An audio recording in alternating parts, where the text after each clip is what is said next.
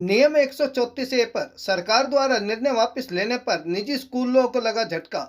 Haryana private school association की सरकार को सख्त चेतावनी। अगर निर्णय वापस नहीं लिया तो उतरेंगे सड़कों पर। नियम 134A पर सरकार द्वारा एकाएक निर्णय वापस लेने पर आज हरियाणा प्राइवेट स्कूल एसोसिएशन के प्रदेश अध्यक्ष रामपाल यादव ने नियम 134A को प्रदेश में दोबारा लागू करने पर दुर्भाग्यपूर्ण व अन्याय संगत बताया। पिछले अनेक वर्षों से एसोसिएशन और सरकार के बीच में लंबे समय से नियम 134 को लेकर टकराव चल रहा था। यादव ने कहा कि प्रदेश के मुख्यमंत्री मनोहर लाल ने स्वयं 21 मार्च को नियम 134 को समाप्त करने व इसके स्थान पर आरटीई लागू करने की विधानसभा में घोषणा की थी। यह केवल विधानसभा तक ही सीमित नहीं थी, बल्कि 30 मार्च 2022 को सरकार के आदेश अनुसार शिक्षा विभाग ने नियम 134 की अधिसूचना भी जारी कर दी थी। शिक्षा विभाग द्वारा सभी जिला मुख्यालयों पर शिक्षा का अधिकार आरटीई नए सत्र 2022-2023 अप्रैल से ही लागू करने का आदेश कर दिए थे। सरकार ने नियम 134 पर सरकार द्वारा एकाएक निर्णय वापस ले लिया। रामपाल यादव ने कहा कि अगर सरकार इस निर्णय को तुरंत प्रभाव से वापस नहीं लेती तो हम सरकार के फैसले के खिलाफ सड़कों पर उतरेंगे। जवाहरलाल दून ने कड़े शब्दों में कहा कि हमारी एसोसिएशन पूरे प्रदेश भर में इस निर्णय का खुला विरोध करेगी। हम मुख्यमंत्री से मांग करते हैं कि बिना किसी देरी से इस आत्मघाती फैसले को तुरंत वापस ले और अन्य प्रदेशों की तरह हरियाणा प्रदेश में भी आरटीई को लागू करें। हम गरीब अभिभावकों के बच्चों को पढ़ाने में कोई ऐतराज नहीं। हम सरकार से कोई टकराव नहीं चाहते, अन्यथा प्रदेश भर के निजी स्कूल जन आंदोलन के लिए मजबूर होंगे, जिसकी जिम्मेदारी सरकार एवं शिक्षा विभाग की होगी। रेवाड़ी से राजकुमार के साथ भानु शर्मा की रिपोर्ट। आप हमारे चैनल को लाइक, सब्सक्राइब, शेयर करें।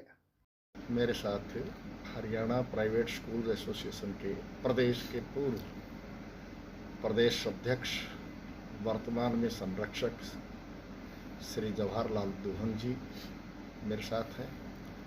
मीडिया प्रभारी मेरे साथ श्री हेमंत सैनी जी हैं। आज नियम 134 को लेकर के हरियाणा सरकार द्वारा फैसला लिया गया है उसको पुनः लागू करने का, और ये बहुत ही दुर्भाग्यपूर्ण की बात है। तो यह दुर्भाग्यपूर्ण की बात है। सरकार द्वारा खुद विधानसभा में 21 मार्च को मुख्यमंत्री जी ने विधानसभा में घोषणा की थी कि हम नियम 134 को समाप्त करने जा रहे हैं और उसके स्थान पर राइट टू एजुकेशन, शिक्षा का अधिकार हरियाणा में लागू करने जा रहे हैं।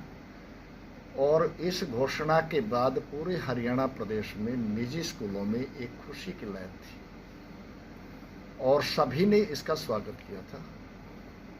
और उसके उपरांत 30 मार्च 2022 को शिक्षा विभाग द्वारा, हरियाणा सरकार के आदेश के अनुसार शिक्षा विभाग द्वारा सभी जिला मुख्यालयों पर जो है इसके आदेश को पारित किया, गजट नोटिफिकेशन भी किया सरकार ने। और एकाएक जो फैसला लिया गया है इस समय इसको समाप्त करने का, ये निजी स्कूलों के ऊपर कुठाराघात है और हमारी एसोसिएशन इसको कभी भी स्वीकार नहीं करेगी। इसलिए मुख्यमंत्री से मांग करता हूं मैं कि प्रदेश के अंदर जिस प्रकार से अन्य प्रदेशों में राइट टू एजुकेशन को लागू कर रखा है, हमारे हरियाणा प्रदेश में भी राइट टू एजुकेशन को लागू किया जाए। और हमारी एसोसिएशन लंबे समय से जो लड़ाई लड़ रही थी 134 नियम को लेकर के, वो कहीं ना कहीं सरकार और एसोसिएशन के बीच में टकराव था और उस टकराव को जो है समाप्त किया सरकार ने। लेकिन जो दोबारी से फिर लागू कर रहे हैं ये बहुत ही निजी स्कूलों के साथ एक कुठाराघात है और हमारे साथ अन्याय है।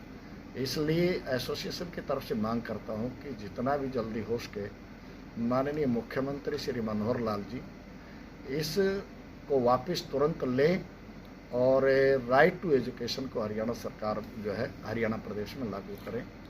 नहीं, जैसा हमारे प्रदेश अध्यक्ष श्री रामपाल यादव जी ने बताया कि सरकार का ये निर्णय तो दुर्भाग्यपूर्ण है। हाल ही में उन्होंने गजट नोटिफिकेशन भी किया, 134A को हटाया गया और कुछ लोगों ने इसके विरोध में प्रदर्शन किया, हो सकता है सरकार उसके दबाव में, मात्र उनके कुछ लोगों के दबाव में आकर, और इस पर बगैर निजी विद्यालयों से चर्चा किए, और उन्होंने वापस आज सुबह अखबारों में ये पढ़ने को मिला कि 134A उसको फिर से वापस लागू कर दिया गया। तो सरकार इस बात का जवाब दे। सरकार को चाहिए ये था कि एसोसिएशंस के साथ बैठती और विचार विमर्श करती, और जो गरीब बच्चों के हक में जो निर्णय लेती, और उसमें हम भी उनको सजेशंस देते कि किस प्रकार से गरीबों का भला हो सकता है, गरीब बच्चे भी अच्छे विद्यालयों में एजुकेशन ले सकते हैं। लेकिन हमारा जो पहले भी ये मत रहा है कि गरीब बच्चों को हम पढ़ाना चाहते हैं, सब स्कूल पढ़ाना चाहते हैं, कोई इसके विरोध में नहीं है, लेकिन उसका तरीका सही हो, और चूंकि तरीका सरकार बढ़िया अडोप्ट नहीं कर पाई, इसलिए डिमांड रखी गई कि इसे समाप्त कर दिया जाए। सरकार ने इसे समाप्त किया। अभी तो ये सरकार जवाब दे कि इसे लागू वापस। मैं वही तो पूछ रहा, दबाव है। देखिए, ये तो हम ये मान के चल रहे हैं कि सरकार ने हमारी कोई हठधर्मिता नहीं थी प्राइवेट स्कूलों की।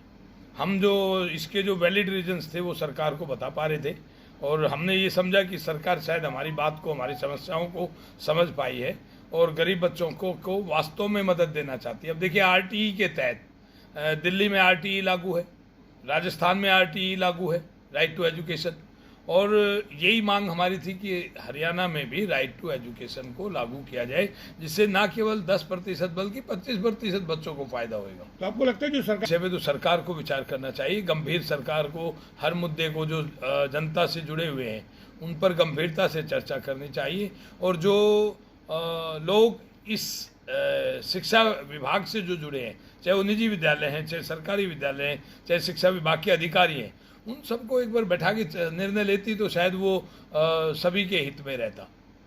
तो अब क्या लगता है आपको, कितना नुकसान इससे दोबारा इस नीति के लागू? अभी देखिए, जैसे हमारे प्रदेश अध्यक्ष रामपाल यादव जी ने बताया कि पूरे प्रदेश में इसका विरोध हो रहा है, और बैठ के और अगली रणनीति तय करेंगे, और अगर आवश्यक हुआ तो हम सड़कों पर भी आएंगे। वो अभिभावक वो तो आरटीई में भी उनको उनसे 10% की बजाय 25% का प्रावधान है, लेकिन आरटीई में 10 में ही फजियत हो रही, 10 में लोगों को एडमिशन नहीं मिल रही। सभी निजी विद्यालय इस बात की मांग करते हैं कि 25% आरटीई के तहत पढ़ाने को सब लोग इस बात के लिए। 10 में ही नहीं मिला, लोग धक्के खा रहे थे, ना घर के रहे वो घाट के रहे। अब अडोप्ट की सरकार ने, तो सारी कमियां फिर सरकार की है ना, इसकी मतलब सरकार की नीतियां गलत है ना। हमने जब हुड्डा सरकार ने इसे लागू किया तो 25% ही लागू किया था, उन्होंने उसको 20, 15 और 10 पर आकर वो बात अटक गई थी, और तब से हम लगातार सरकार से संघर्ष कर रहे हैं, और इस बार हमने ये समझा कि शायद हम अपनी बात को सरकार को समझा पाए। तो क्या लगता है, अधिकारी वर्ग तो वही रहता है, चाहे हुड्डा साहब की सरकार हो, चाहे बीजेपी की सरकार हो, सरकार को हर विषय को गंभीरता से लेकर उस पर विचार करके और तभी कोई ना कोई निर्णय लेना चाहिए।